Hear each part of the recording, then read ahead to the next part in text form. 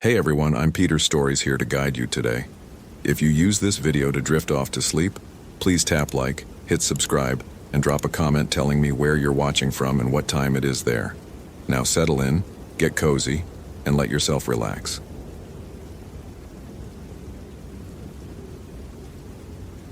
My name is Shane Rodriguez, and at 6:47 a.m., my radio crackled with the call that would change my life forever. Unit 23, we have a code yellow at Glacier Point Trail. Missing hiker, male, age 19. Family reported him overdue from overnight solo camping trip. ETA to trailhead? I fumbled with the radio, my 3-week-old ranger badge still feeling foreign against my chest. The taste of gas station coffee turned metallic in my mouth as adrenaline spiked through my system. This is Unit 23, 10 minutes out, copy that, dispatch. Connor Davis. That's what the file said when I pulled it up on my phone, hands trembling slightly as I drove the winding road to Yosemite's backcountry. 19 years old, UC Berkeley freshman, experienced hiker according to his mother who'd called in crying at 6:30 a.m. when he failed to return from what should have been a simple overnight trip to Glacier Point. The October morning air bit through my jacket as I stepped out at the trailhead. GPS coordinates, 37.7273 degree N, 119.57 30 degree W. Elevation, 7,214 feet. I checked my gear with shaking hands. Motorola XTN446 radio. Garmin eTrex Vista GPS from 2003 that the department still used. Headlamp, first aid kit, emergency beacon. Everything my training manual said a real ranger should carry. But nothing had prepared me for the silence.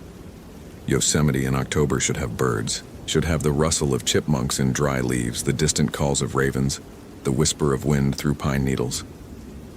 Instead, as I followed Connor's trail markers deeper into the wilderness, an oppressive quiet pressed against my eardrums like I was descending underwater. Unit 23 to dispatch, I radioed after the first hour. Following clear boot prints, size 11, Vibram sole pattern, heading northeast toward Half Dome Overlook. No sign of distress. Static, then, copy that, Unit 23. Weather Service reports incoming storm system. Temperature dropping to 28 degrees tonight. 28 degrees. If Connor was injured, hypothermia would kill him before morning. The scent hit me at mile marker 3.2. Not the clean pine and granite smell of healthy forest, but something wrong. Something that made my sinuses burn and my stomach clench. Like flowers left too long in standing water. Sweet rot disguised with perfume.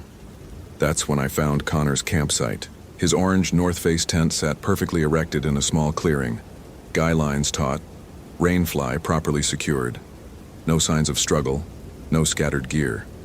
His MSR camping stove sat cold but clean beside a neat stack of unused firewood. But Connor Davis was gone. I keyed my radio with fingers that wouldn't stop shaking. Unit 23 to dispatch. Located campsite at coordinates 37.7456 degree N, 119.59 degree W. Campsite appears normal, but hiker is missing. No signs of struggle. Continuing search pattern. That's when I saw the footprints. Connor's size 11 Vibrams led away from camp in a perfectly straight line toward a dense grove of ancient sequoias. But alongside his prints, pressed into the damp earth with impossible clarity, were the bare footprints of a woman. Small feet, delicate, and they glowed. I blinked hard, rubbed my eyes, looked again. The prints still emanated a faint, sickly phosphorescence in the growing shadows between the trees. My rational mind, the part trained by 3 weeks of Ranger Academy, screamed that this was impossible. Footprints don't glow. But my hands were already photographing them with my iPhone 8, the camera struggling to capture what my eyes saw clearly. Following the dual trail deeper into the sequoia grove, the wrongness intensified. The bark on the massive trees appeared to pulse like slow heartbeats. The shadows moved independent of wind or light, and the smell, that cloying floral decay, grew so thick I had to breathe through my mouth. "Connor," I called out, my voice swallowed by the unnatural quiet. "Connor Davis." The response came not as an echo, but as laughter. Feminine, musical, and absolutely not human. It drifted through the trees from ahead, a sound like silver bells mixed with the final breaths of drowning victims. Every instinct screamed at me to turn back, to radio for backup, to run. But Connor Davis was 19 years old, and his mother's voice still echoed in my head from the dispatch recording. "Please find my baby. Please bring him home." I was 3 weeks into this job. I had to prove myself. The laughter led me deeper. At exactly 2:47 p.m., 6 degrees colder than it should have been for October in California, I found her. She stood in a circular clearing where no sequoias grew, where the earth was barren except for a ring of white stones that hurt to look at directly. Her dress had once been white, but now stains spread across the fabric like watercolor bleeding through wet paper. Not red stains, something darker, something that seemed to move when I wasn't looking directly at it. But her face, God help me, her face was beautiful. "You're looking for Connor," she said, and her voice was wind through summer wheat, honey dripping from carved wood, every lullaby ever sung. Poor Connor, he thought he was so brave. "Where is he?" I managed, my service weapon heavy in its holster, though some deep part of me knew bullets wouldn't help here. She smiled, and her teeth were stars. Actual stars, pinpricks of light in the infinite darkness of space. And when I looked into her mouth, I could see galaxies being born and dying. Could see the curve of universe itself expanding into nothing. "Connor is everywhere now," she whispered. "Would you like to see?" That's when the clearing changed. The earth beneath my feet became transparent, and through it I could see layers, infinite layers of reality stacked like pages in a cosmic book. In one layer, Connor Davis sat by his campfire, safe and whole. In another, he screamed silently as something wearing his mother's face peeled his skin away like gift wrap. In a third, he was a child again, and the woman in white was his kindergarten teacher, reading him stories about cosmic entities that fed on human consciousness. "Do you understand yet, little ranger?" Her voice came from everywhere and nowhere. "Do you see what you've stumbled into?" I fell to my knees, vomiting coffee and bile as my mind tried to process what my eyes were showing me. Through the transparent ground, I could see versions of myself, hundreds of Shane Rodriguez's, across infinite realities. In one, I was never born. In another, I was something that wore human shape but hungered for experiences it could never have. In a third, I was her standing in this clearing, wearing her white dress, speaking her words to another doomed searcher. "The missing hikers," I gasped. "All the missing hikers over the years. You take them to show them this." "I don't take anyone," she said, and now her voice carried the weight of collapsing stars. "I simply reveal what was always true. Reality is thin here, little ranger. The barriers between what is and what could be, what was and what might never happen. Your Connor Davis saw too much. His mind tried to exist in all possibilities simultaneously." She gestured, and suddenly Connor was there, all versions of Connor, overlapping like double-exposed photographs. Connor, the child. Connor, the old man. Connor being born. Connor dying. Connor as something that had never been human at all.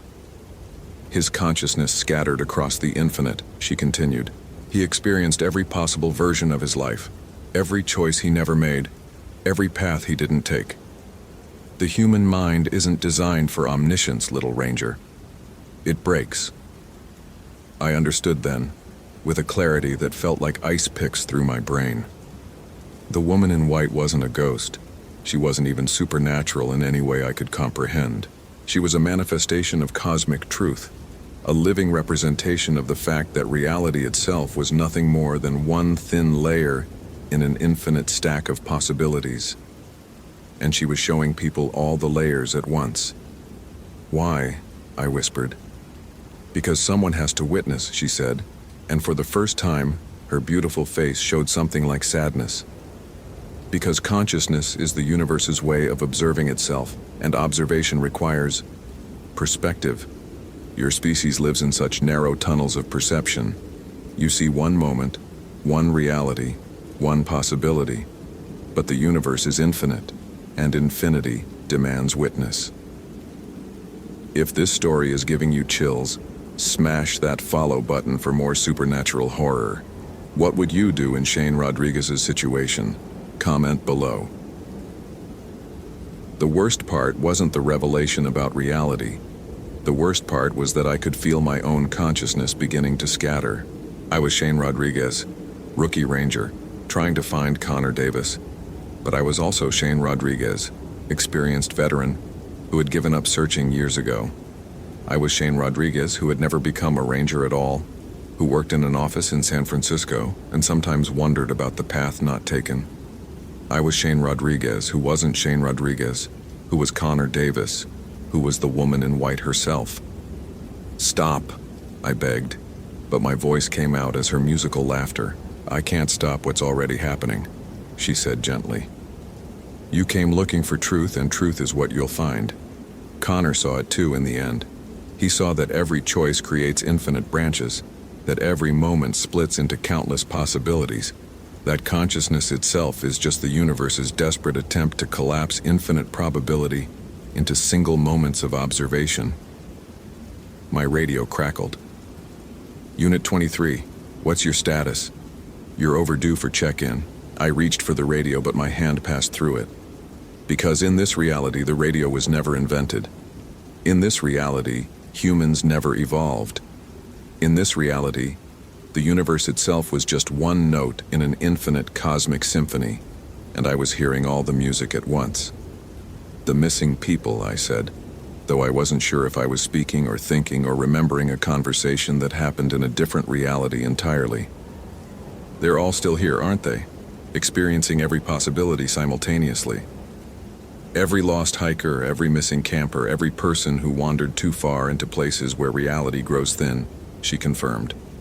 "They become part of the infinite observation. They see everything that is, was, and could be.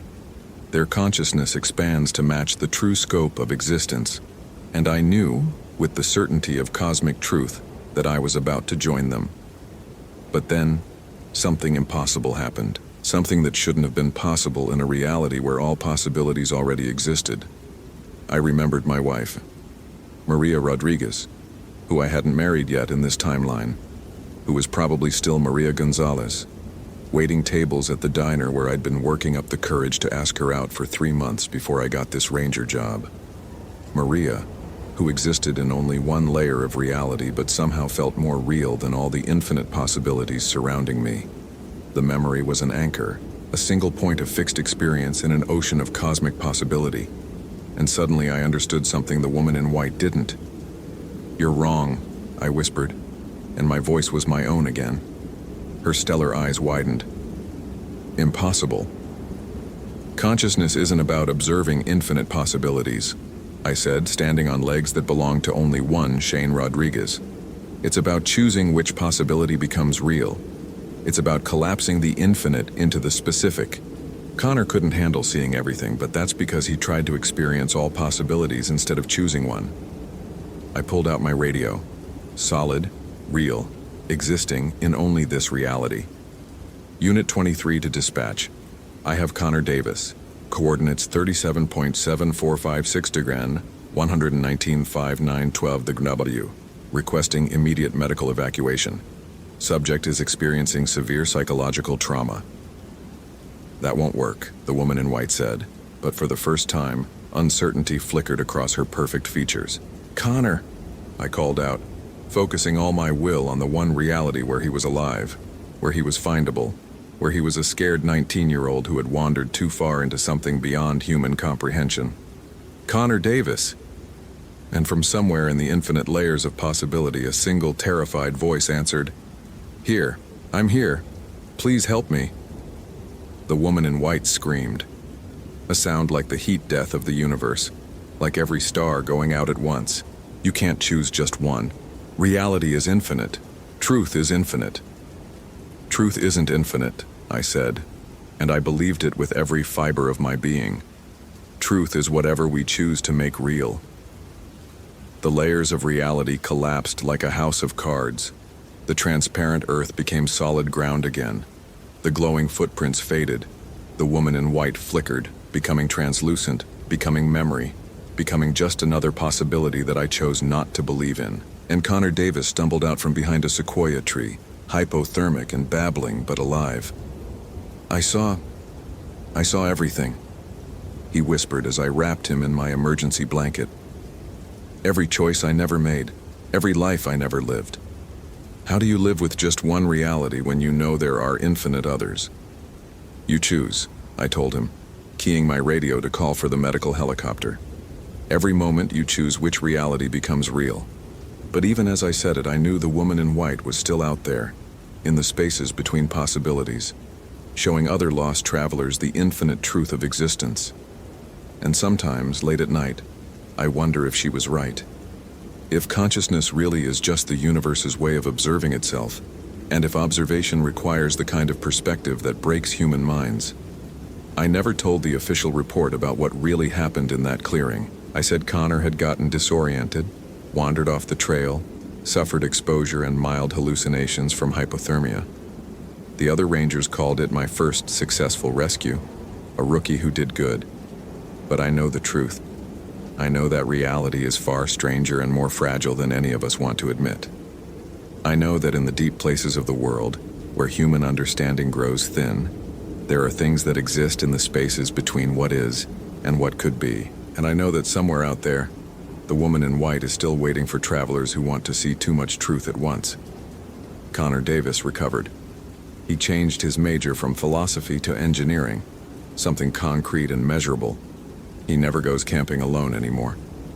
Sometimes he calls me just to hear another voice to confirm that this reality, this specific, chosen reality, is the one that's real. "How do you know?" he asked me once. "How do you know this is the right choice, the right reality?" And I told him what I learned in that clearing, what saved both our minds from infinite possibility. Because this is the one where we're still human. This is the one where we get to choose what comes next. The woman in white taught me something about the nature of existence that day, about the terrible weight of infinite possibility, about the cosmic scope of truth, about the thin barriers between what is and what could be.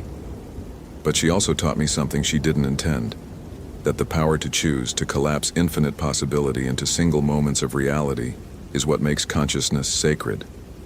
Not because we can see everything, but because we can choose what becomes real. And in the end, that choice, that simple human choice to believe in one reality over infinite others, might be the most powerful force in the universe. Or maybe that's just what I chose to believe. Holy hell, that was intense. Did that ending blow your mind? Like, if you want more terrifying Ranger stories, follow for daily supernatural horror. And comment your theory about what really happened to Connor Davis. I read every single one. Based on true events that definitely happened, probably in at least one possible reality.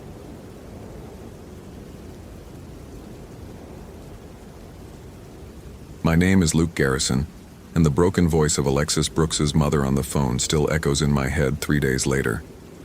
"Please, Ranger Garrison," she'd sobbed at 11:47 p.m. on October 13th, 2016, her words cutting through the static of my cell phone like broken glass. "Everyone else has given up. They say she's just gone. But I know she's out there. I can feel it in my bones. You have to try one more time. Please." The official search and rescue operation had been called off after 5 days. Protocol dictated 72 hours for wilderness survival cases, but we'd pushed it to 120 because Alexis was only 19, a junior at Oregon State studying environmental science. She'd been researching old-growth Douglas fir specimens in the Blackwood National Forest for her thesis when she vanished on October 8th. Her abandoned Honda Civic had been found at the Devil's Creek trailhead, keys still in the ignition, her research notes scattered across the passenger seat like confetti. I should have said no. Should have explained that after 5 days we were looking for a body, not a rescue. Should have told Mrs. Brooks that her daughter was probably hypothermic and dead somewhere in the 47,000 acres of Blackwood's unforgiving wilderness. But something in her voice triggered that familiar cold tingle at the base of my skull. The same sensation I'd felt as a kid when my grandmother warned me about things that ain't quite right. 23 years as a forest ranger, And that intuition had never steered me wrong. It had led me to lost hikers when the GPS failed, warned me about unstable rockfall before seismic sensors detected anything, and once saved my ass from a rabid cougar that my conscious mind never even saw coming. My colleagues called it luck. My ex-wife called it spooky bullshit. I called it staying alive. So at 5:30 a.m. on October 14th, I laced up my Danner Mountain Light 2 boots, strapped on my Kelty Red Wing 50 pack loaded with 72 hours of gear, and headed back into Blackwood alone. The morning air tasted like pine sap and impending rain, typical for mid-October in the Oregon Cascades. My Garmin eTrex 20 showed coordinates 44.11753 degree Olmon, 121, 7147 degree W as I crossed the Devil's Creek Bridge, the last known location where Alexis's cell phone had pinged a tower. The first 4 hours felt routine. I followed the established search grid, moving and expanding concentric circles from her vehicle. My Motorola APX 6000 crackled periodically with check-ins from dispatch. Unit 23, what's your status? Came Sarah's voice at 9:15 a.m. Copy dispatch. Grid section Alpha 7 complete, moving to Bravo 1. No sign of subject. I kept my voice steady, professional, but that cold tingle was getting stronger. By noon, my gut started churning, not from hunger, but from something else. Something wrong. The forest felt different in this sector, about 6 miles northeast of the trailhead. The Douglas firs grew twisted here, their bark blackened by some ancient fire. Even in broad daylight, shadows seemed to pool in unnatural places. Birds had gone silent. Not the normal quiet of predator presence, but the absolute silence that comes before something catastrophic. That's when I smelled it. Death. Sweet and cloying, but underneath it something worse, like sulfur mixed with rotting flowers. The stench hit my sinuses like a physical blow, making my eyes water. I'd smelled plenty of decomp in my career. Bears, elk, the occasional hiker who didn't make it out. This was different. This smell had weight to it, presence like it was actively reaching into my nostrils and crawling down my throat. I followed the stench north, off any established trail, pushing through salmonberry and vine maple that clawed at my Carhartt jacket. The smell got stronger with each step until I could taste it on my tongue, metallic and bitter, like sucking on old pennies. My hands started shaking. The cold tingle at the base of my skull was now a full-body ice bath. That's when I saw the church. It shouldn't have existed. No structure that old and that large appears on any USGS topographical map of Blackwood. Yet there it stood. A Gothic stone nightmare rising from a clearing that itself defied logic, as if the forest had simply stopped. The building looked like it had been torn from some European hillside and dropped into the Oregon wilderness by a malevolent god. Stained glass windows, now mostly shattered, depicted scenes I couldn't quite make out but that hurt to look at directly. The wooden doors hung open like a screaming mouth. The smell was pouring out of that doorway in visible waves, like heat shimmer in reverse. My radio crackled. Unit 23, respond. You've been off comms for 20 minutes. I tried to key the mic. Nothing. My Motorola was dead, its LCD screen showing nothing but static lines. The Garmin GPS had frozen at coordinates that didn't make sense. 666066 degree and 666066 degree W. Impossible. That would put me somewhere in fucking Greenland. But I knew Alexis was inside. Not because I could see her, but because every nerve ending in my body was screaming it. She was in there and she was still alive, and something was very, very wrong. I should have turned around. Should have marked the coordinates and called for backup with a working radio. Should have followed protocol. Instead, I stepped into that clearing. The temperature dropped 20 degrees instantly. My breath misted in October air that had been 58 degrees just seconds before. The grass beneath my boots was black, not from fire, but from something that seemed to leach color from the world. Every step closer to the church doors made my vision blur around the edges like looking through water. "Alexis!" I called out. My voice echoed strangely, as if the air itself was thick as molasses. "Alexis Brooks, Forest Service." Something answered from inside the church, but it wasn't Alexis. It wasn't human. It was a sound like bones breaking, like fingernails on slate, like children crying underwater. The sound made my knees buckle and brought bile rushing up my throat. I fumbled for my Streamlight Stinger LED, hands trembling so badly I nearly dropped it. The beam cut through the darkness beyond those open doors, revealing stone walls covered in what looked like dried blood. But as my eyes adjusted, I realized it wasn't blood. It was carved symbols, hundreds of them, spiraling up the walls in patterns that hurt to follow with your eyes. "Oh, Jesus fucking Christ," I whispered, and immediately regretted speaking. The words seemed to be absorbed by the darkness, swallowed up like they'd never existed. That's when I heard Alexis scream. It came from deeper in the church, past where my flashlight beam could reach, but it was definitely her. I'd heard her voice on the 911 calls her mother had played for me, desperate and pleading. This scream was different. This was agony beyond anything human vocal cords should be able to produce. This was the sound of someone being turned inside out while still conscious. The scream cut off abruptly, replaced by a wet, tearing sound that made my stomach clench. Then came a voice. Alexis's voice, but wrong somehow, like it was being played through broken speakers.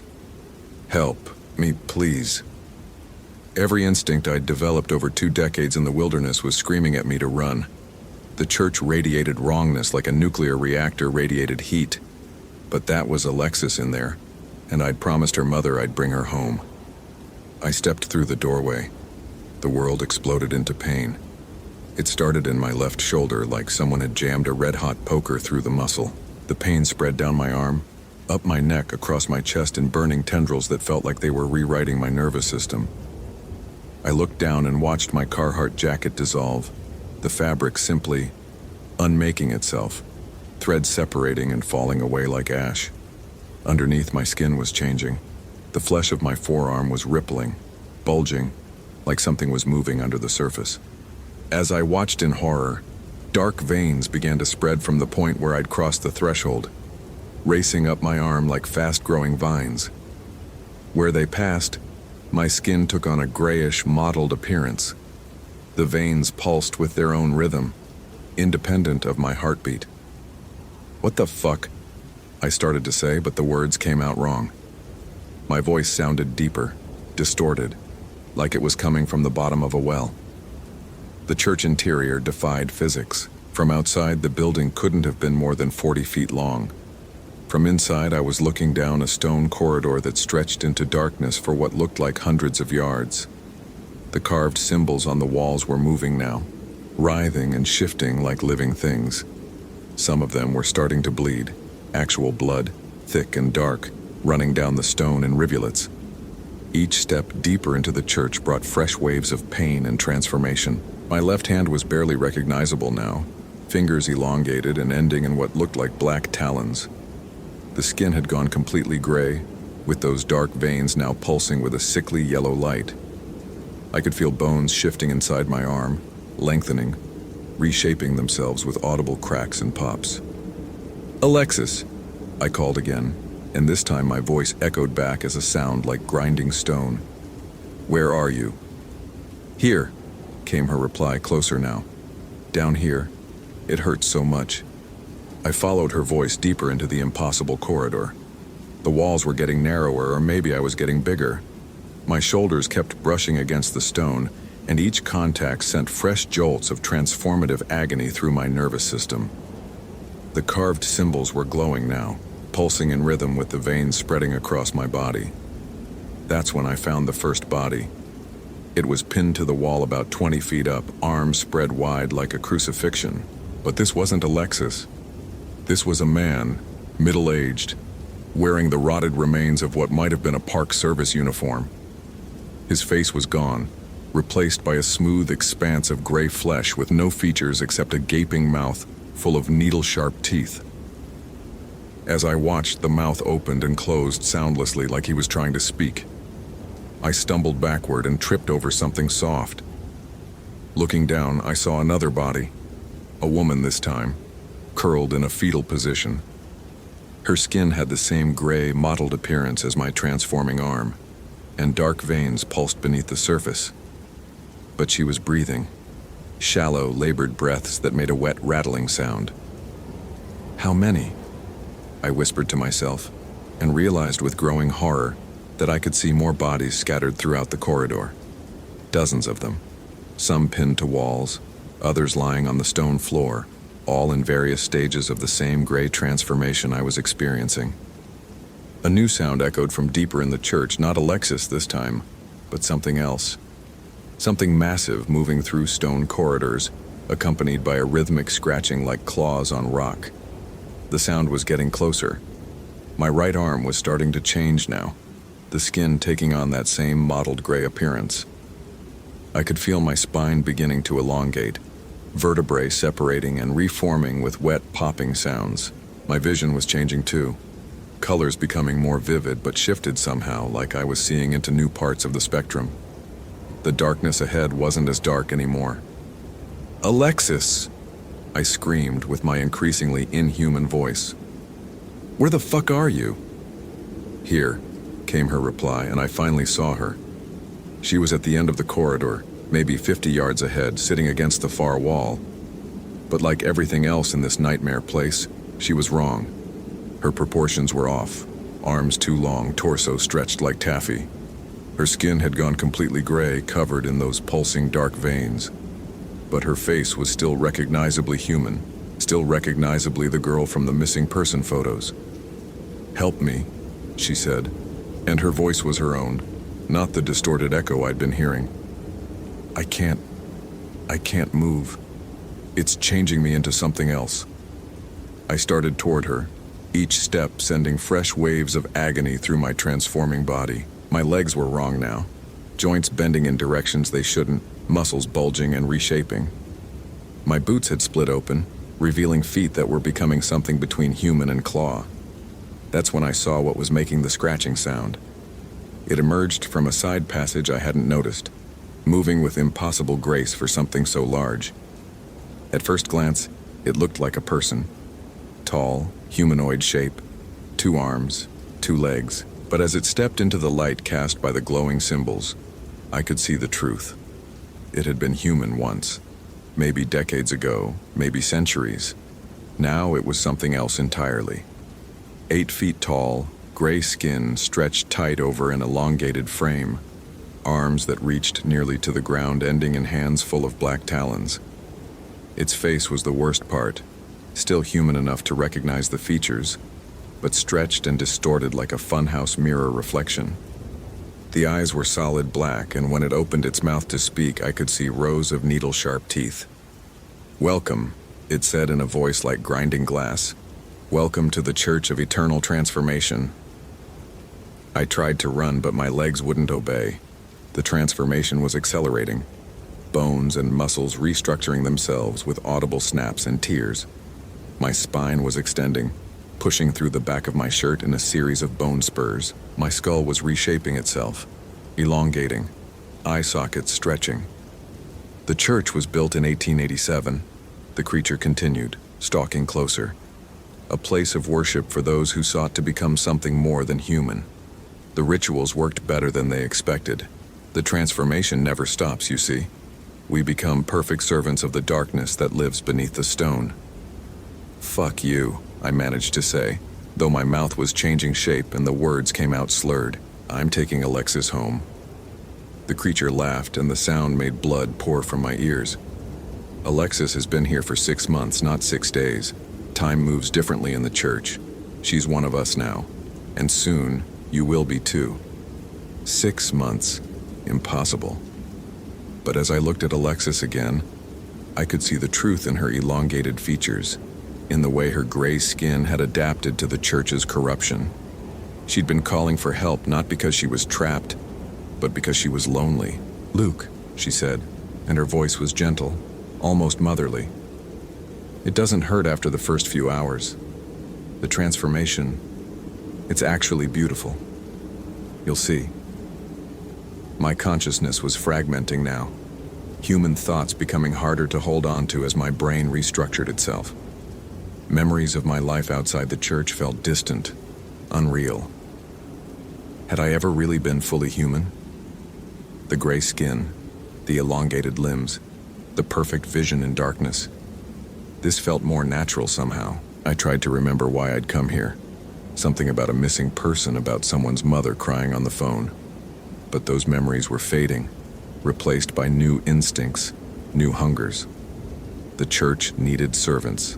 The darkness beneath the stone needed to be fed. "That's it," the tall creature said, reaching out to stroke my transforming face with one clawed hand. "Let go of what you were. Embrace what you're becoming." If this story is giving you chills, smash that follow button for more supernatural horror. What would you do in Luke Garrison's situation? Comment below. But somewhere deep in my changing mind, a fragment of human consciousness held on. A memory of morning coffee with my wife. A photo in my wallet of my daughter's first day of school. A promise made to a grieving mother to bring her child home. No, the word formed in what remained of my human thoughts, and somehow, impossibly, I managed to speak it aloud. No. The transformation paused. The creature stepped back, black eyes widening in surprise. In the moment of stillness, I did the only thing I could think of. I pulled the emergency flare from my pack and triggered it. Red phosphorus light exploded through the corridor, and the creatures shrieked in agony. The church itself seemed to recoil from the harsh chemical light, stone walls rippling like water. The carved symbols stopped glowing, their pulsing rhythm disrupted. In that moment of chaos, I grabbed Alexis, what was left of her, and ran. The corridor stretched and contracted around us as we fled, reality bending like heated plastic. Behind us, I could hear the creatures giving chase, their claws scratching against stone in a rhythm like machine gun fire. My transforming body moved with inhuman speed and strength, carrying Alexis despite her elongated limbs and changed mass. The church doors appeared ahead, not the infinite distance they'd seemed before, but close, reachable. I could see normal daylight beyond them, normal Oregon forest. But as we approached the threshold, I felt the church's influence trying to drag us back, like invisible chains around my ankles. "Luke," Alexis whispered, her voice fading. I can't leave. I belong here now." "Bullshit," I gasped, my voice still mostly human despite the changes. "You belong with your mother." I threw us both through the doorway. The world exploded in reverse. Where entering the church had brought pain and transformation, leaving it brought a different kind of agony. The sensation of being forcibly returned to a shape that no longer fit. My bones cracked and shortened, muscles contracted. Skin color shifted back toward human normal. The process felt like being turned inside out and put back together by a drunk surgeon.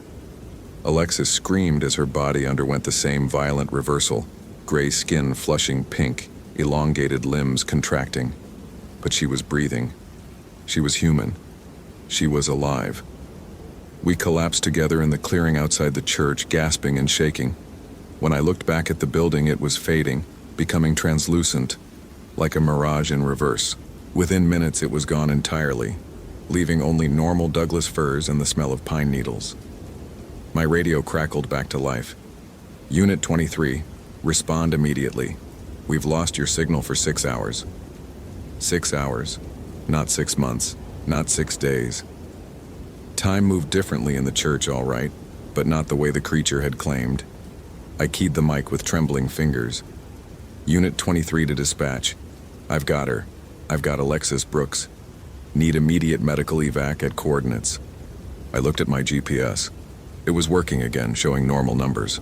44.2 156 degree N, 121.6983 degree W. The helicopter found us an hour later. Alexis was conscious but couldn't remember anything after stepping off the main trail. The doctors at Oregon Health Sciences found no evidence of exposure or trauma beyond dehydration and mild hypothermia. The official report listed it as a case of disorientation and exposure, with rescue after 6 hours of being lost. But I know what we saw.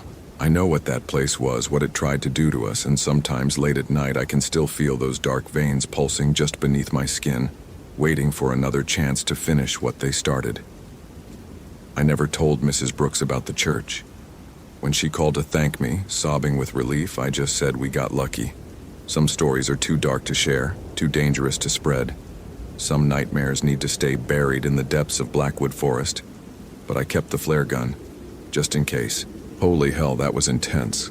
Did that ending blow your mind? Like if you want more terrifying ranger stories, follow for daily supernatural horror. And comment your theory about what really happened to Alexis Brooks. I read every single one.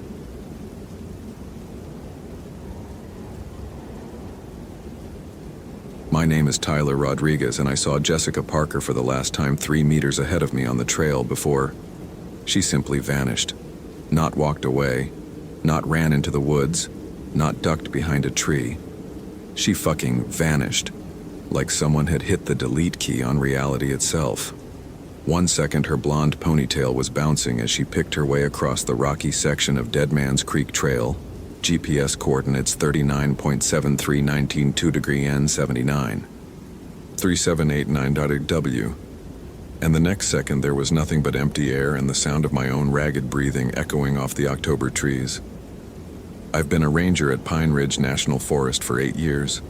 8 years of pulling idiots out of ravines, talking down suicidal hikers, and hauling out bodies that had been chewed on by everything from black bears to turkey vultures. I don't spook easy. Hell, I don't spook at all.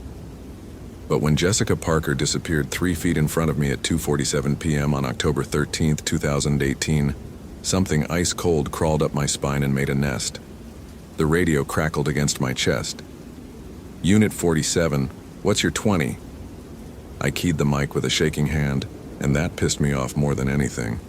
Tyler Rodriguez doesn't shake. Unit 47 at Dead Man's Creek Trail, mile marker 3.2. I've got a situation. Copy that, Tyler. What kind of situation? How the fuck do you explain that a 23-year-old college student just evaporated like morning mist? How do you tell dispatch that you're staring at the exact spot where someone was standing and there's not even a goddamn footprint to prove they existed? Missing person, I finally managed. Jessica Parker, she was right here. Static. Then, Tyler, you're breaking up. Did you say missing person? I looked down at my radio, a Motorola XPR 7550 that had never failed me once in 8 years. The display was flickering, showing bars 1 second and dead zones the next.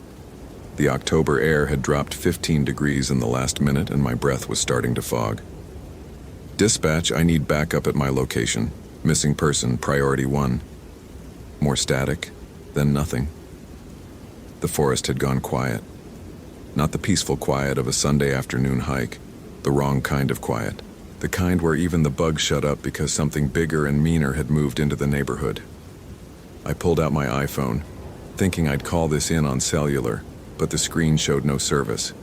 Full bars 30 seconds ago, and now nothing. I started walking the search pattern they teach you at the academy. Expanding squares, eyes on the ground, looking for sign. Boot prints, disturbed vegetation, anything that proved Jessica Parker had been here. But the trail looked like it had been swept clean. No tracks leading into the woods, no broken branches, no threads caught on thorns. It was like she'd never existed at all. My hands were steady now, adrenaline focusing me the way it always did in a crisis. I pulled out my gear, Garmin E-Trex GPS, Silva compass, 200 lumen streamlight, emergency whistle. Everything Tyler Rodriguez needed to find someone in 47,000 acres of Virginia wilderness. "Jessica!" I shouted, cupping my hands around my mouth. "Jessica Parker!" The echo came back wrong, twisted, like the forest was mocking me. I tried the radio again. Any unit? Any unit. This is Ranger Rodriguez requesting immediate assistance at Dead Man's Creek Trail. I have a missing person. Nothing but static that sounded almost like whispering.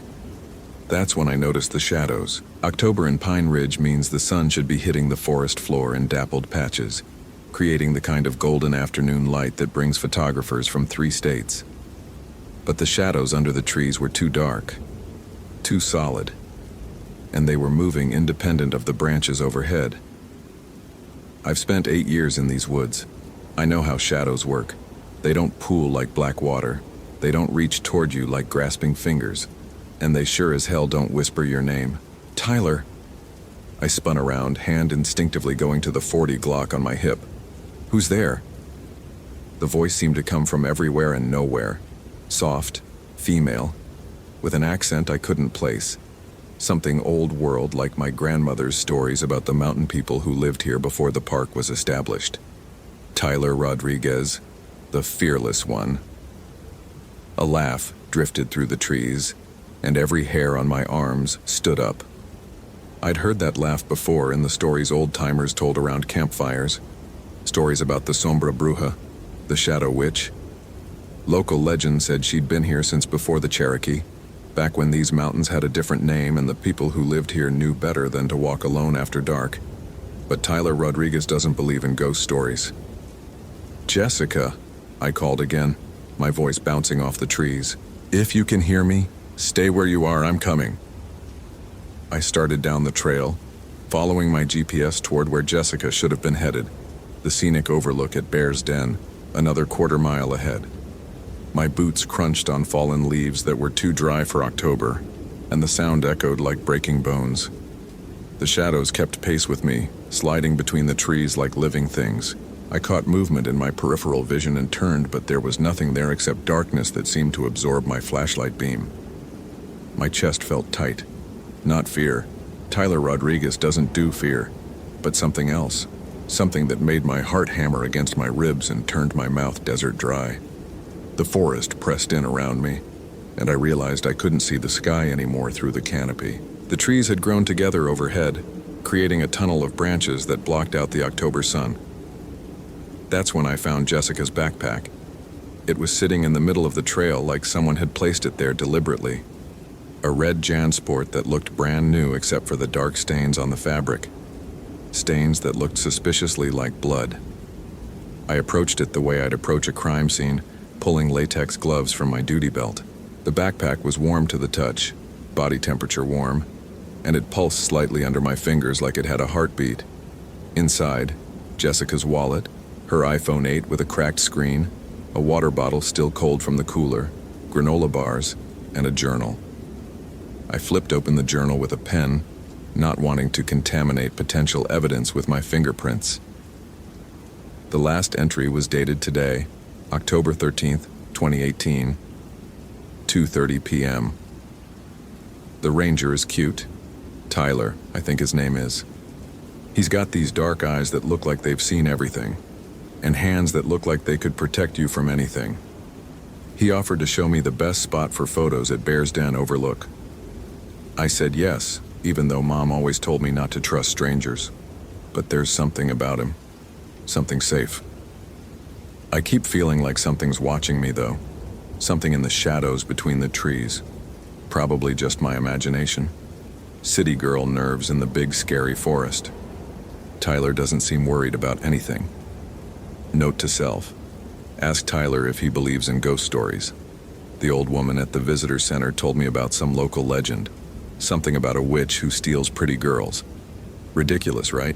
This is 2018, not 1618. God, these shadows are getting darker. It's like the sun just went behind a cloud, but I can't see any clouds. Tyler's about 10 feet ahead of me now, checking his GPS. I should catch up.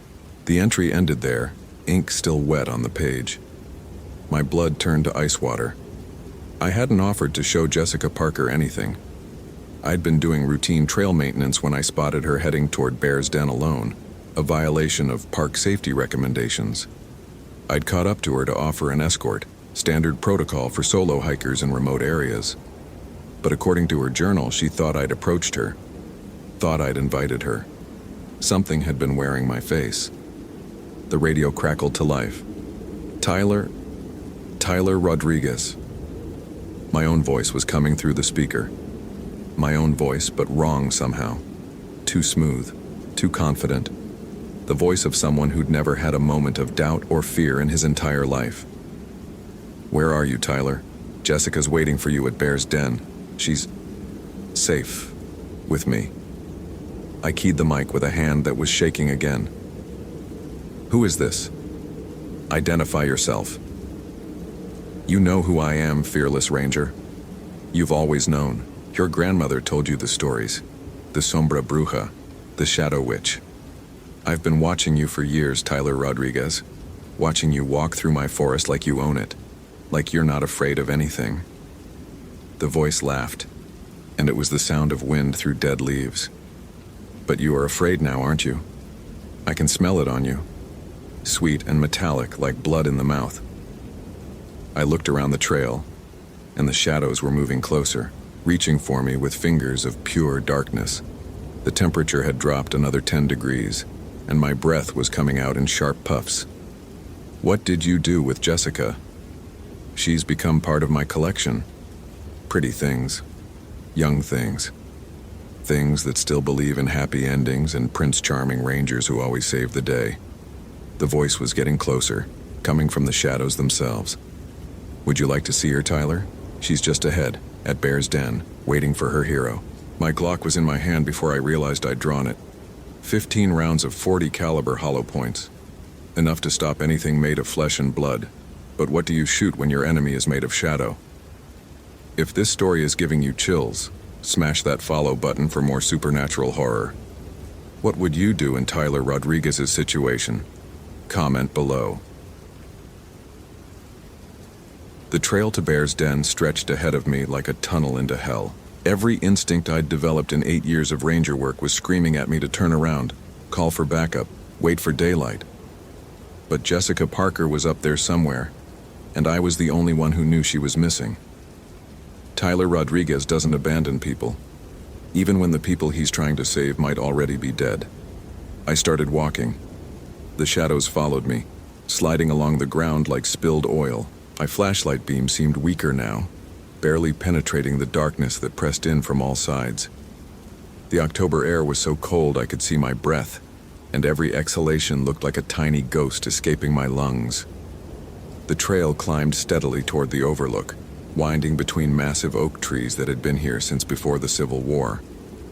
Trees that had seen generations of Cherokee hunters, Confederate deserters, Depression-era moonshiners, and modern-day hikers. Trees that had probably seen the Sombra Bruja claim her victims for over 2 centuries. My grandmother used to tell me the stories when I was a kid, how the Shadow Witch came to these mountains back when they were still called by their Cherokee name, Kituwa, place of the spirits. How she fed on fear and youth and beauty, taking the form of whatever her victims most trusted. How she could wear faces like masks, becoming the person you most wanted to see in your darkest moment. But those were just stories. Ghost tales to keep kids from wandering off into the woods after dark. Except Jessica Parker's journal said I'd approached her first. Said I'd offered to show her the best spots for photos. And I sure as hell hadn't done that. The radio crackled again. Tyler, can you hear me? This time it was Jessica's voice. Young, scared, desperate. Tyler, please help me. I'm at Bear's Den. Something's wrong. Something's really wrong. The shadows. They're moving. They're alive. Tyler, please. I keyed the mic. Jessica, if that's really you, what's your middle name? Silence. Then, what? Tyler, what kind of question is that? Please just come help me. It's getting darker and I can't see the trail anymore and something's breathing in the trees. I'd checked Jessica's driver's license when she'd registered at the visitor center that morning. Jessica Marie Parker, 23 years old, from Richmond, Virginia, graduate student at VCU studying environmental science. If the voice on the radio was really her, she'd know her own middle name. Jessica, what's your middle name? More silence. Then the voice came back, and it was different now. Older. Colder. With that strange accent I couldn't place. Clever ranger. Too clever for your own good.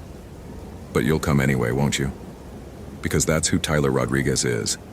The hero. The protector. The man who saves everyone. The laughter that followed made my teeth ache, even when everyone is already dead. I reached the switchback that led to Bear's Den overlook, and my flashlight beam picked up something white hanging from a tree branch. I approached carefully, weapon ready, and felt my stomach drop into my boots. It was Jessica's t-shirt, a white VCU Rams shirt, shredded like it had been torn off by claws. The fabric was soaked with blood, fresh blood that was still dripping onto the fallen leaves. But there was no body, no trail of blood leading away, just the shirt hanging from a branch like a flag of surrender. "Jessica!" I shouted, my voice cracking. "Jessica, where are you?" The echo came back distorted, like the forest was laughing at me.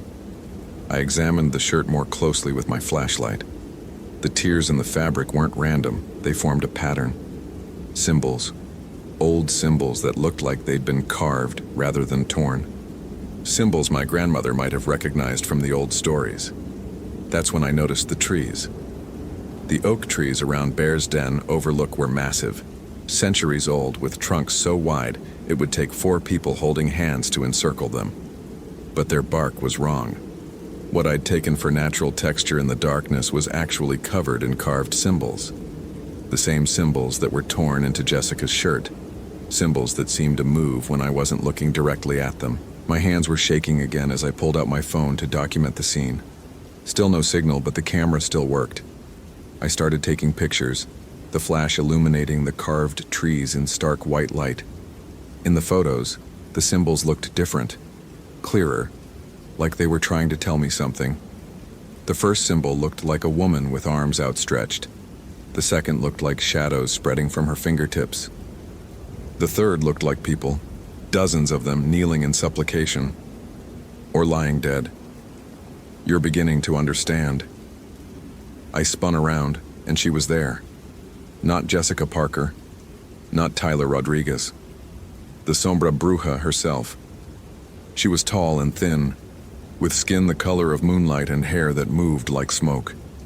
Her dress was made of shadows that shifted and flowed around her body, and her eyes were black holes that seemed to pull light into them and give nothing back. But it was her smile that made my blood freeze, too wide, too full of teeth. The smile of something that had been feeding on human fear for centuries. "Welcome to my collection, Tyler Rodriguez." Behind her, I could see them. The missing hikers. The ones who'd vanished over the years without a trace. They stood in the shadows between the trees like mannequins, their eyes empty, their mouths open in silent screams. And there, at the front of the group, was Jessica Parker. Her blonde hair was gray now, her young face aged decades in the span of hours. Her mouth moved soundlessly, and I could read her lips. Run. Run. Run. But Tyler Rodriguez doesn't run. I raised my Glock and put 3 round center mass into the Shadow Witch's chest. The bullets passed through her like she was made of smoke, striking the oak tree behind her with sharp cracks that echoed through the forest. She laughed, and the sound made the leaves fall from the trees like rain. "Bullets, Tyler? Really? I've been feeding on fear for over 200 years. What makes you think a little lead can hurt me?" She raised her hand, and the shadows around her began to move.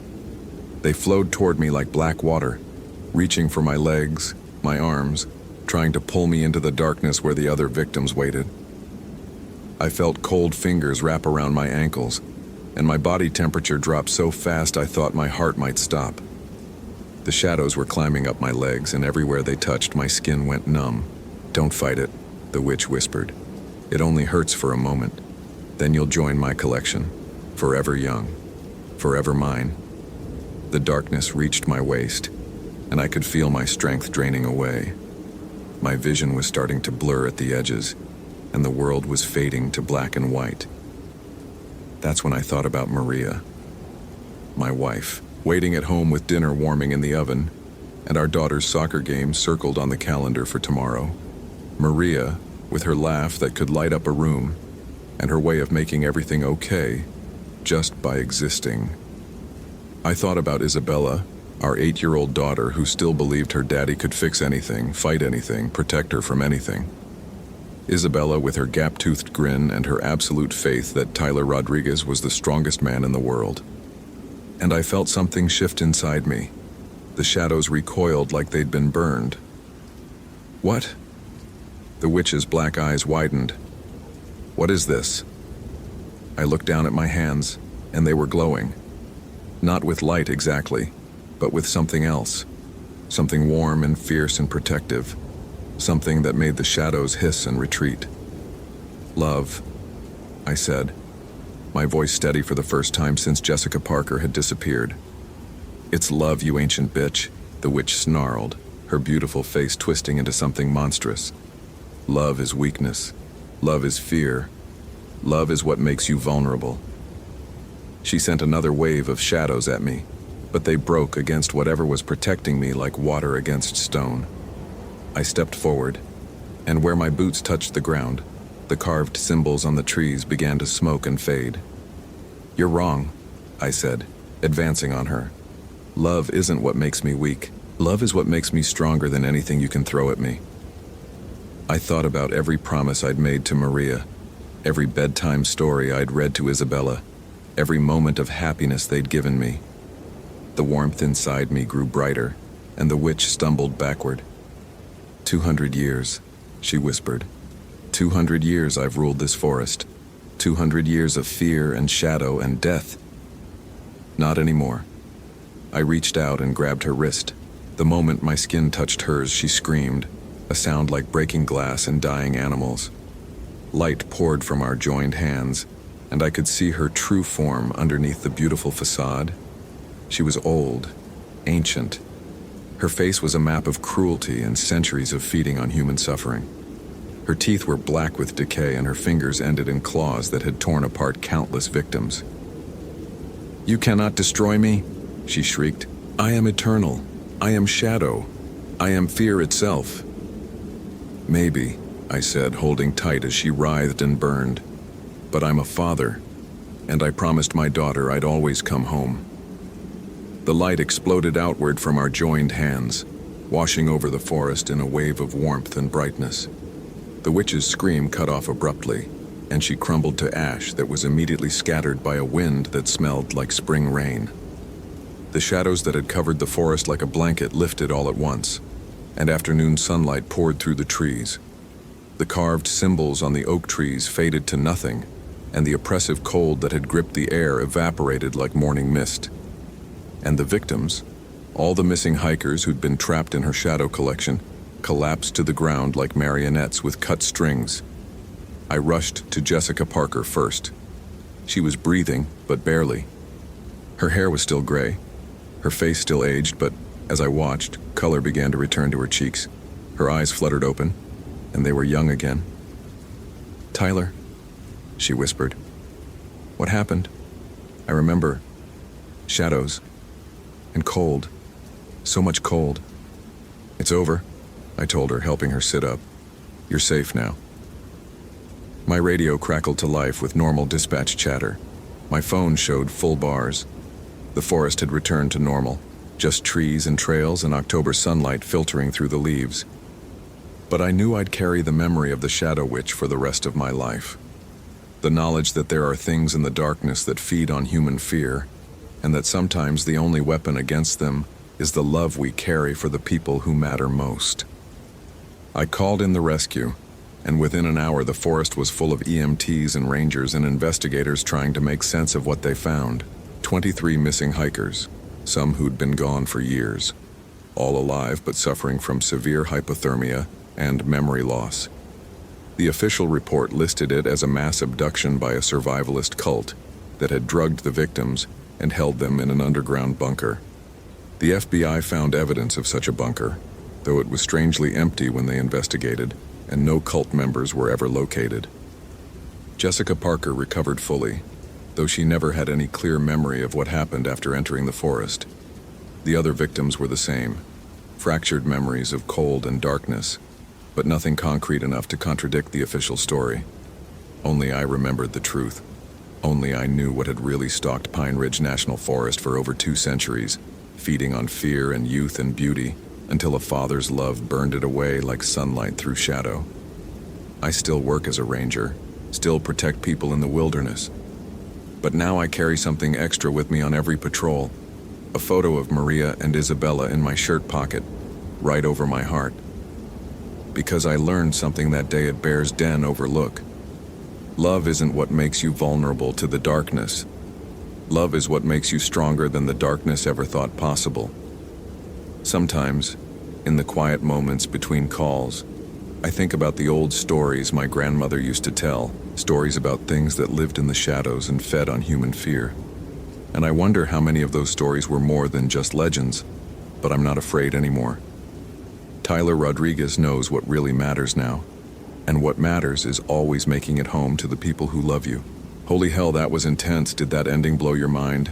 Like if you want more terrifying Ranger stories, follow for daily supernatural horror, and comment your theory about what really happened to Jessica Parker. I read every single one.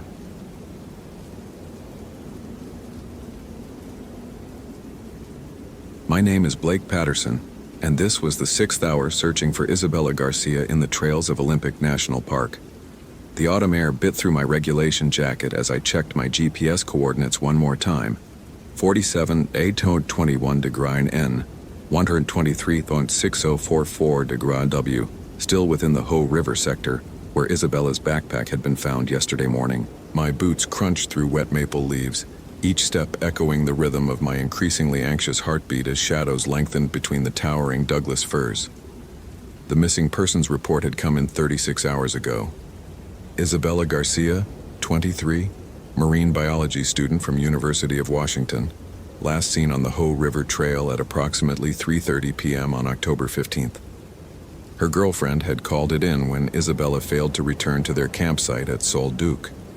Standard procedure for a missing hiker, except nothing about this case felt standard. The metallic taste of exhaustion coated my tongue as I radioed base station, my voice hoarse from calling Isabella's name through the wilderness. Unit 12 to base. This is Patterson. Still no sign of the missing hiker in grid sector 7 Alpha. Visibility dropping with the fog rolling in from the coast. Static crackled back through my radio, the familiar voice of dispatch coordinator Sarah Chen cutting through the white noise. In my 22 years as a ranger, I'd worked hundreds of search and rescue operations, but something about this forest felt wrong today. The usual bird chatter had gone silent hours ago, leaving only the distant sound of rushing water and my own labored breathing. My phone buzzed with a text from my wife Jenny. Emma's soccer game at 4. Know you're working, but she keeps asking if Daddy will make it. The photo attachment showed my 8-year-old daughter in her bright yellow jersey, gap-toothed smile beaming at the camera. Guilt twisted in my stomach like a physical thing as I realized I'd likely miss another game, another chance to be the father Emma deserved. The weight of my pack pressed into my shoulders, 43 pounds of emergency gear that felt heavier with each passing hour. I'd eaten my last energy bar 2 hours ago, my blood sugar dropping as exhaustion crept through my muscles like fog through the trees. The temperature had dropped 12 degrees since morning, my breath now visible in the damp October air. Isabella's parents had driven up from Portland, their desperate faces haunting me from this morning's briefing. Mrs. Garcia had gripped my hands with trembling fingers, her eyes red-rimmed from crying. Please find our baby. She's all we have. The promise I'd made echoed in my mind with each step deeper into the wilderness. My GPS showed I'd covered 8.7 miles of rugged terrain, following every trail marker and game path in the sector. The Hoh River roared somewhere to my east, its sound distorted by the thick canopy overhead. Isabella's last known position had been marked by her Garmin watch, which pinged the cell tower at 3:47 p.m. before going dark. Standard protocol suggested she'd taken a wrong turn, gotten disoriented in the maze of elk trails that crisscrossed this region. But my gut, honed by decades in these mountains, whispered that something else was at play. The fog thickened as I pushed deeper into old-growth forest, massive cedars rising like cathedral pillars around me. My headlamp beam struggled to penetrate the growing gloom, casting shifting shadows that seemed to move independently of the wind. The familiar weight of my radio on my belt felt reassuring, though static had been increasing as I moved further from the relay towers. Emergency protocols dictated I should turn back soon, but Isabella's smiling face from the missing persons photo kept pulling me forward into the darkening woods. That's when I saw the light flickering between the trees ahead. Not the harsh white beam of a standard flashlight, but the warm yellow glow of what looked like a campfire or lantern. My pulse quickened with the first real hope I'd felt all day. "Isabella!"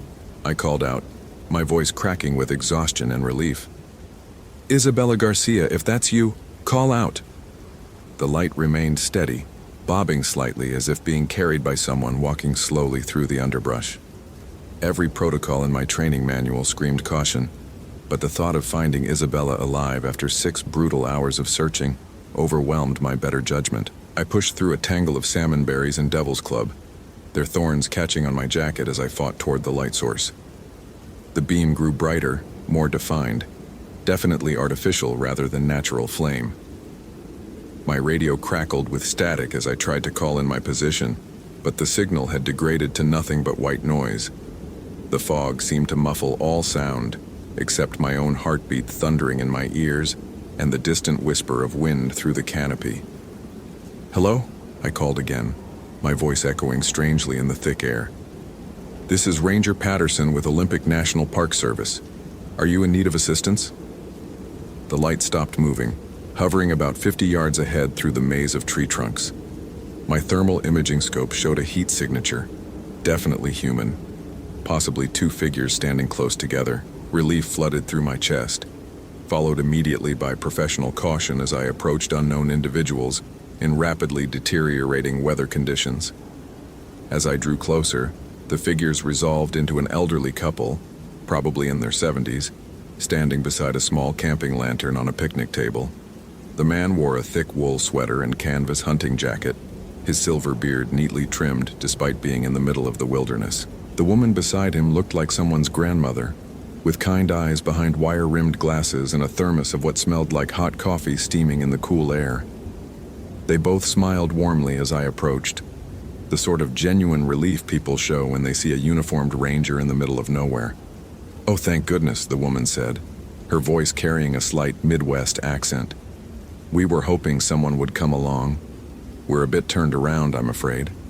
Her husband nodded, extending a weathered hand in greeting. "Harold and Dorothy Clemens from Spokane.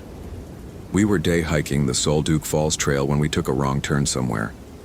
GPS went haywire about an hour ago."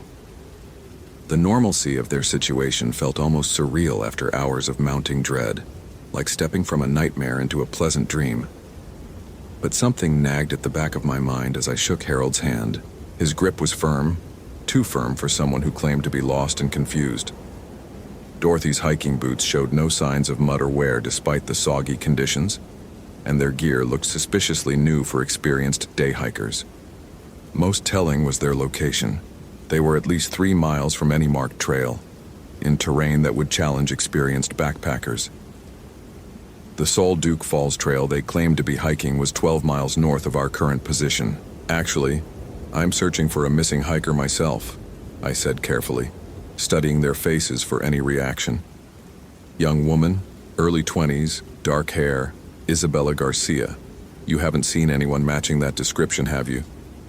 Dorothy's expression shifted almost imperceptibly, a micro-expression of recognition quickly replaced by concerned confusion.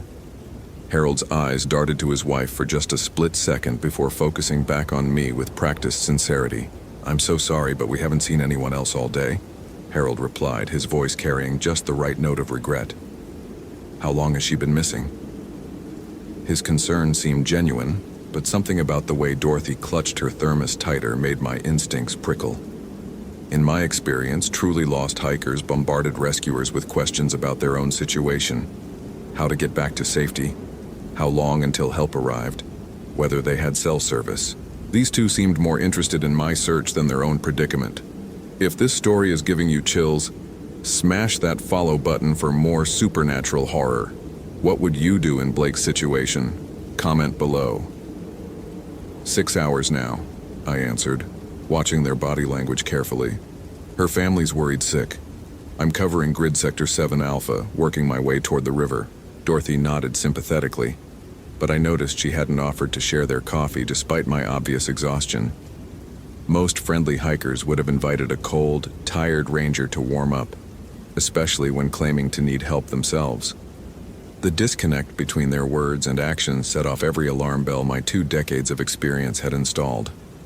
"You look exhausted, Ranger," Dorothy said suddenly, as if reading my thoughts. "Why don't you sit for a moment? We have plenty of hot coffee and you've been searching for hours." She gestured to the picnic table with a grandmotherly smile that would have seemed perfectly natural in any other context. But we were in the middle of unmarked wilderness, 3 miles from the nearest maintained trail. And these two claimed to be lost while offering hospitality like they were hosting a church social. Harold began unpacking what looked like a full camping setup from a day pack that should have been too small to hold it all. Coleman stove, extra fuel, thermal blankets, enough food for several days, gear that suggested a planned overnight stay rather than a day hike gone wrong. "We always pack extra supplies," he explained when he caught me staring. "Learned that lesson the hard way in our younger days." But the equipment wasn't just extensive. It was arranged with military precision, each item perfectly clean and organized despite hours of supposed wandering through wet forest. My radio suddenly crackled to life with a burst of clear signal. "All units, be advised we have reports of suspicious activity in Sector 6 Charlie. Possible unauthorized camping structure observed by aerial reconnaissance." The signal faded back to static, but not before I caught Dorothy and Harold exchanging another quick glance. Sector 6. Charlie was less than 2 miles southwest of our current position, easily within range of where these two might have established a base camp. "Sector 6 Charlie," I muttered, pretending to adjust my radio while watching their reactions. Harold's hand moved unconsciously to his jacket pocket, the kind of nervous gesture people make when they're carrying something they shouldn't be. Dorothy's smile never wavered, but her knuckles went white around the thermos handle. "That's strange," she said with forced casualness. "We came from that direction earlier. Didn't see any camps or structures." The pieces weren't adding up. Their story had holes, their gear didn't match their claimed situation, and their location made no sense for lost day hikers. But they seemed harmless enough, just an elderly couple who might be confused about where they'd been hiking. My exhaustion made it difficult to think clearly, the 6 hours of searching taking its toll on my decision-making abilities. The smell of Dorothy's coffee was making my stomach cramp with hunger and caffeine withdrawal. "You know what? I think I will take you up on that coffee," I said, making the tactical decision to stay close and observe while gathering more information. If they were harmless but confused hikers, I could help them after finding Isabella. If they were something else entirely, keeping them in sight seemed like the safer option than leaving them to potentially encounter other searchers. Dorothy beamed and began pouring steaming liquid from her thermos into a metal cup. "Careful, it's quite hot," she said, handing me the cup with both hands. The coffee smelled rich and aromatic, but underneath the familiar scent was something else, slightly bitter, almost medicinal. My training kicked in as I recognized the potential danger. Never accept food or drink from unknown individuals in the wilderness, especially when their story doesn't add up. But refusing might reveal my suspicions and escalate whatever situation was developing. I held the cup without drinking, using it to warm my hands while continuing to probe their story. "So you've been hiking these trails long?" Harold nodded enthusiastically. "Oh yes. Dorothy and I have been exploring the Olympics for, what, dear, 30 years now?" She smiled and nodded. "Ever since Harold retired from his work. He used to be in consulting." The hesitation before the word consulting was barely perceptible, but it was there. "What kind of consulting?" I asked casually, still not drinking the coffee despite its appealing warmth against my palms. Harold's expression tightened almost imperceptibly. "Government contracts mostly, nothing too exciting, just paperwork and regulations." Another vague answer that raised more questions. In my experience, people who worked legitimate government jobs were either proud enough to share details or frustrated enough to complain about bureaucracy. Harold's evasiveness felt practiced, professional. The fog continued to thicken around us, reducing visibility to maybe 20 feet in any direction. My GPS showed we were still within my assigned search grid, but the weather was deteriorating rapidly. Standard procedure required returning to base camp before dark, but I couldn't abandon Isabella or leave these two potentially lost hikers without ensuring their safety. The weight of responsibility pressed down on my shoulders as I tried to calculate the best course of action. "Actually," Dorothy said suddenly, "we might have seen something earlier that could help with your search." My attention snapped back to her face, hope and suspicion warring in my chest. "What kind of something?" She exchanged a meaningful look with Harold before continuing. Well, there's an old hunting cabin about a mile east of here near the river. We saw some fresh footprints leading toward it. Might be worth checking. The description matched no structure on any of my maps, but the Olympic wilderness had dozens of unofficial shelters built by hunters and loggers over the decades. If Isabella had been injured or disoriented, seeking shelter would be logical behavior. Can you show me the direction? Harold pointed northeast, toward the sound of rushing water. Follow that game trail for about 20 minutes. You can't miss it. Red metal roof, probably built in the 70s. Every instinct screamed that something was wrong with this scenario, but the possibility that Isabella might be sheltering in an unknown cabin overrode my caution. I appreciate the information, I said, finally setting down the untouched coffee. But I should get moving if I want to reach this cabin before full dark. Dorothy's smile faltered slightly when she noticed I hadn't drunk the coffee, but she recovered quickly. Of course, we'll be fine here until morning. Harold's reassurance felt oddly confident for someone who claimed to be lost. Actually, I said, reaching for my radio, let me call in your position so other units can assist you getting back to the trailhead. Static erupted from the speaker as I tried to raise base station, the interference seeming to intensify near the couple's position. Oh, don't worry about us, Dorothy said quickly. We have plenty of supplies and our son is picking us up at the Sol Duke Ranger Station tomorrow morning. We'll just camp here tonight and hike out at first light. Another detail that didn't quite fit. They'd claimed to be day hikers lost from the Sol Duke Falls Trail, but now they were planning to camp overnight and meet someone at a different location entirely. The psychological pressure of their inconsistencies combined with my exhaustion and the urgency of finding Isabella was making it difficult to process the situation clearly. Part of me wanted to take them at face value, just confused elderly hikers who mixed up details in their stress. But my veteran instincts, honed by decades of reading people in crisis situations, kept sounding alarm bells that something fundamental was wrong with Harold and Dorothy Clemens. Well, I said carefully, I need to document anyone I encounter during a search operation, standard procedure. I pulled out my incident notebook and pen, watching their reactions closely. Could I get your full names, home address, and emergency contact information? The request was perfectly legitimate, but Dorothy's grip on her thermos tightened again, and Harold's friendly expression hardened almost imperceptibly. Harold James Clemens, he said after a slight hesitation. Dorothy Mae Clemens, we live at... He rattled off an address in Spokane that sounded rehearsed rather than natural. When I asked for a phone number to verify their emergency contact, Dorothy suddenly looked uncomfortable. Oh dear, we're both terrible with those new cell phones. The number's programmed in, but I couldn't recite it if my life depended on it. The excuse was plausible enough for people their age, but something about their overall demeanor was shifting. The warm, grandparently concern was being replaced by something cooler, more calculating. Harold's eyes kept darting to the growing darkness around us, and Dorothy had stopped meeting my gaze directly. The psychological pressure of the situation was affecting all of us, but their stress seemed different from mine. Less about being lost or worried about Isabella, more about something I couldn't quite identify. You know what? I said, making a decision that felt simultaneously right and terrifying. Why don't you both come with me to check out this cabin?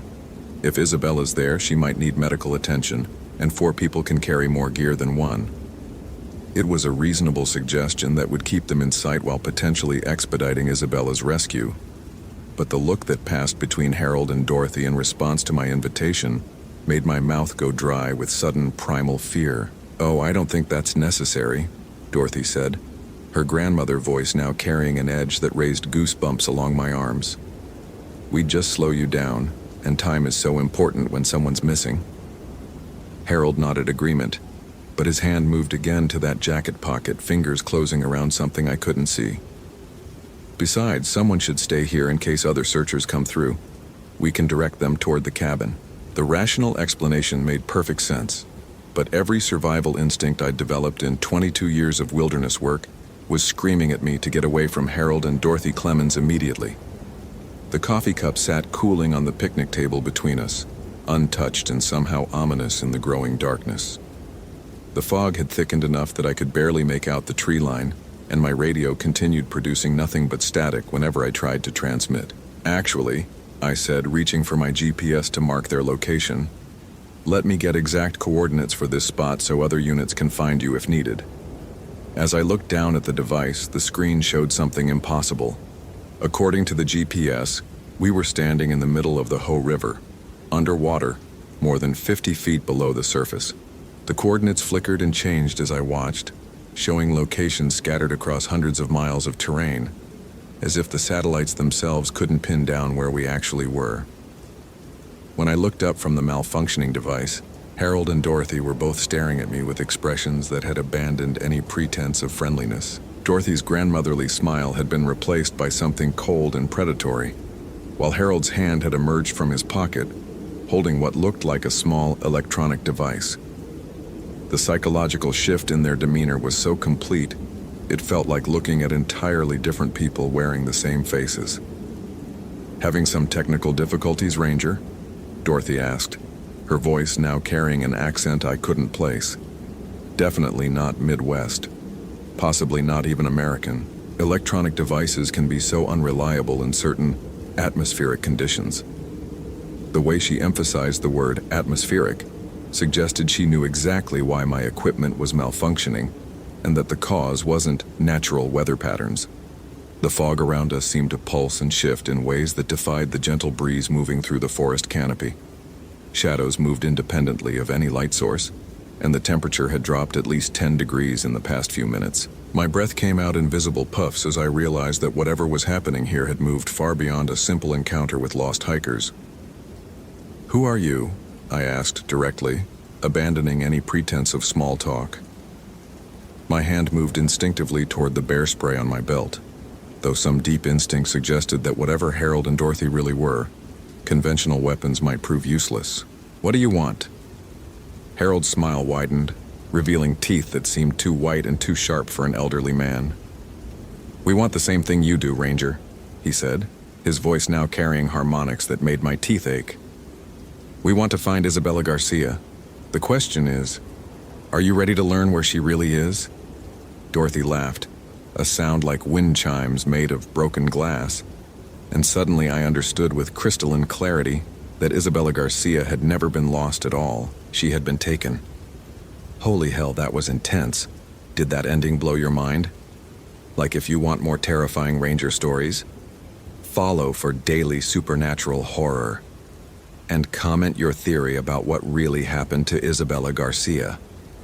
I read every single one,